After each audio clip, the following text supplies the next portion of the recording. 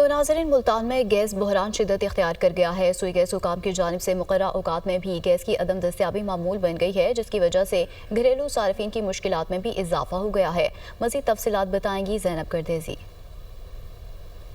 جی بالکل، موسم سرما کی آمد کے ساتھ ساتھ ہی گیس کی جو لوڈ شیڈنگ کا سلسلہ ہے وہ ایک دم سے شروع ہو گیا ہے اور طویل لوڈ شیڈنگ جو ہے وہ جاری ہے، جس کی وجہ سے گھریلو صارفین کی جو مشکلات ہیں وہ کافی حد تک بڑھ گئی ہیں، کیونکہ گیس نہیں ہوتی، جس کی وجہ سے ان کو کھانا بنانے میں بھی کافی زیادہ مشکلیں درپیش ہیں۔ کچھ خواتین میرے ساتھ موجود ہیں، ان سے جانتے ہیں گیس کی لوڈ شیڈنگ ہے، کتنا بوجھ پڑا ہے، کیا کہنا چاہیں گی؟ ہمارے ادھر گیس نہیں آتا اور ہمیں بازار سے منگوانا پڑتا ہے، جس کی وجہ سے ہمارے بہت خرچہ ہو جاتا ہے، اور ہماری حکومت سے اپیل ہے کہ مہربانی کر کے یہ گیس کی جو لوڈ شیڈنگ ہے اس کو ذرا کم کیا جائے۔ آپ بتائیے گا کیا مشکلات ہیں، گیس نہیں آ رہی؟